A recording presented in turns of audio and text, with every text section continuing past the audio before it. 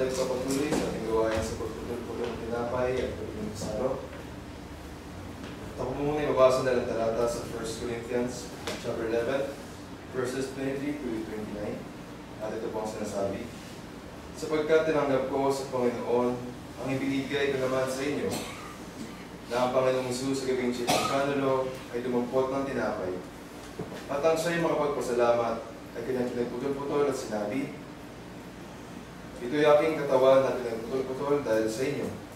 Gawin niyo ito sa pag-alaala sa akin. At gayon din naman hinawakan ang sarong pagkatapos sa makakapon.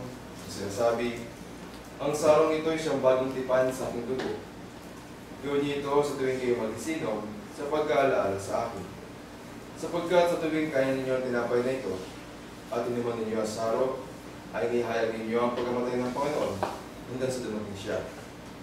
Kaya ang sino mang kumain ng tinapay o uminom ng saro ng Panginoon na di nararapat, ay magkakasala sa katawan at dugo ng Panginoon.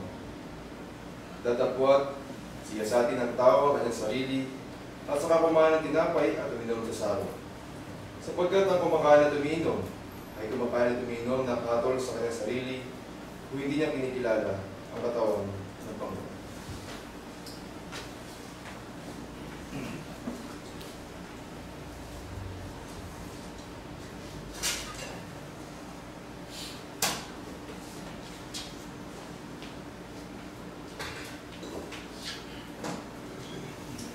Tayo po ito ngayon.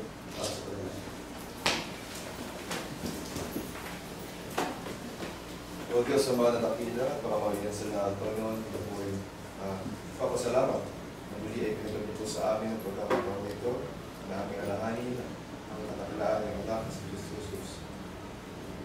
Dahil ito, Panginoon, hawak ng Panginoon ang atas ng ubas sa sumisimbolo sa dugo at ang tinapay ng nagdudura na sumisimbolo naman sa ng tawan.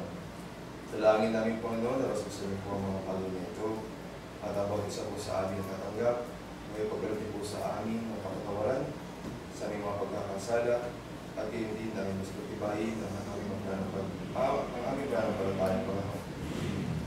Ito po aming sa among dalangin sa araw po ng anak sa Kristo Jesus na nagkakabuligtas. Amen.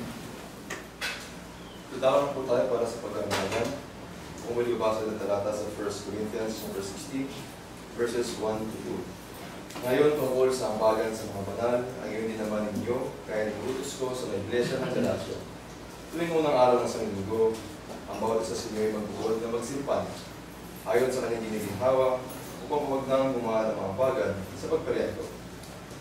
At ulitin po natin ang your blessings. When upon life billows you are tempest tossed. Ready? Sing. When upon life billows you are tempest tossed. When you are discouraged, thinking all is lost. Count your many blessings, take them one by one. And it will surprise you what the Lord hath done. Count your blessings, take them one by one. Count your blessings, see what God hath done. Count your blessings, name them one by one.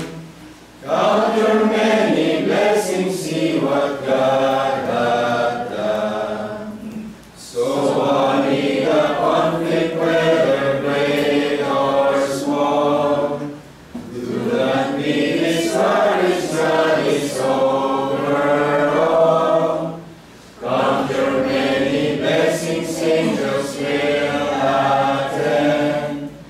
Help and comfort give you to your journey's end. Count your blessings, name them one by one. Count your blessings, see what God hath done.